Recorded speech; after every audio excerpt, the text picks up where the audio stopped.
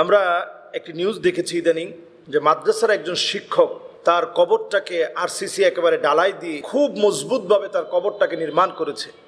এর উদ্দেশ্য কি? তা আসলে এই বিষয়টা নিয়ে খুব তোলপাড় এখন বাংলাদেশে।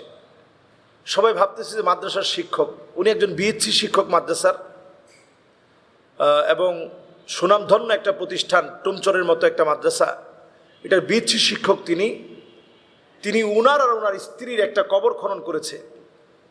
15 ফিট দৈর্ঘ্যের বিশাল মজবুত করে ঢালাই দিয়ে তিনি মজবুত এই কবরটা তৈরি করেছেন। তো এলাকাবাসী যারা আছে সবার কাছ থেকে সাক্ষাৎকার নেওয়া হয়েছে যে তিনি এমনটা করলেন কেন। সবাই বলছে যে আবেগের বশীভূত হয়েই তিনি এই কাজটা করেছেন। আমি আমার এই প্রিয় ভাইয়ের সমীপে এবং বাংলাদেশের যারা দেখবেন সবার সমীপে এই কথাটা বলতে চাই, খবরদার, কবর বানানোর ভিতরে কোনো রকমের কৃতিত্ব নেই। কবরকে বিল্ডিং বানানো, পাকা বানানোর ভিতরে কোনো কৃতিত্ব নেই। যদি কবরকে পাকা করলেই সেরা হওয়া যেত, আপনি তাকায় দেখেন কি সেরা সেরা মানুষ এই দুনিয়ার, কত সাধারণভাবে শুয়ে আছে। আমি যখন বড় বড় মানুষের কবরের মধ্যে যাই, সারা ওয়ার্ল্ড সফর করতে গিয়ে যখন এই কবরগুলো জিয়ারত করি,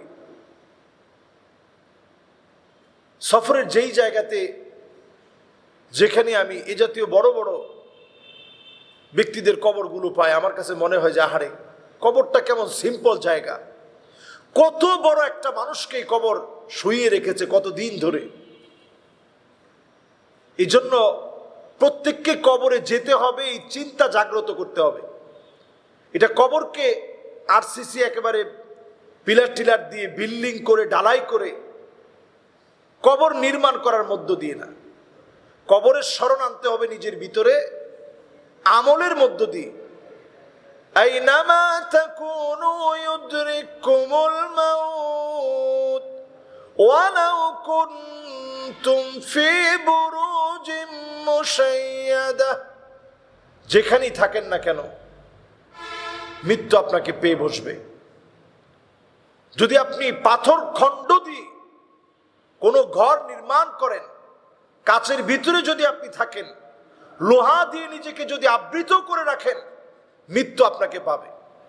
আপনি এটা মনে করেন না যে যদি আমি আরসিসি ডালাই দিয়ে ভালো করে মজবুত কবর বানাই, এই কবরের ভিতরে মনে হয় আল্লাহ শাস্তি দিতে পারবে না, আমার হাড় গর্জে গোড়া হয়ে যাবে, ডানের হাড়গুলা বাম দিকে চলে আসবে, বামের হাড়গুলা ডান দিকে চলে আসবে, কবরের মাটি চাপ দিবে, প্রশ্নের পরে প্রশ্ন হবে, ফায়াদ্রিবুহু দারবাতাম বিল হাদিদ, লোহার হাতুড়ি দিয়ে পিটানো হবে।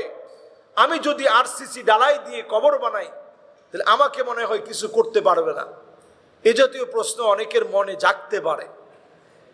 এই জন্য আমি আরসিসি ডালাই ডালাই দিয়ে ভালো করে কবর বিনির্মাণ করি।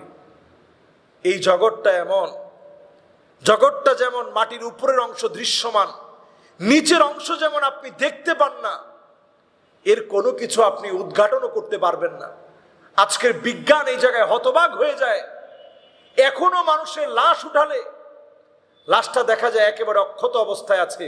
বিজ্ঞান অবাক, কি করে একই জায়গার লাশ, একই মাটি, একই জায়গা, অন্যান্য লাশগুলো পচে গিয়েছে, গলে গিয়েছে, হাড়গুড় পর্যন্ত পাওয়া যাচ্ছে না, অথচ 15-20 বছর আগের লাশ, ওই লাশের কোনো সামান্য ক্ষতি হয় নাই, কাপড় পর্যন্ত অক্ষত অবস্থায় আছে।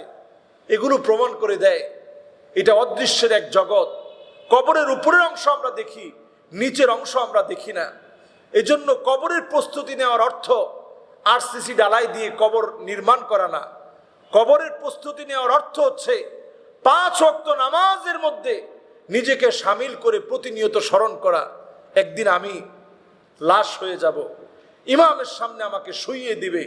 কবরের সামনে দিয়ে যাওয়ার সময় স্মরণ করা, মাকানুকা তাহতা তুরাব, তোমার জায়গা হবে এই কবরের মাটির নিচে। আমি আপনি প্রত্যেকেই এই কবরের মাটির নিচে শায়িত হয়ে যাব। সুতরাং সেই শায়িত হওয়ার পূর্বে সল্লু কবলান তুসাল্লা আলাইক, নামাজ পড়েন আপনার উপরে নামাজ দাঁড়িয়ে যাওয়ার আগে, যেদিন নামাজ দাঁড়িয়ে যাবে চাইলেও আপনি নামাজ পড়তে পারবেন না, এর আগে আপনি আপনার নিজেকে নামাজি বানান। আল্লাহ তাআলা আমাদেরকে তৌফিক দান করুক। অহেতুক এই সমস্ত ভুল থেকে আল্লাহ আমাদেরকে হেফাজত করুক। আসসালামু আলাইকুম ওয়া রাহমাতুল্লাহি ওয়া বারাকাতুহু।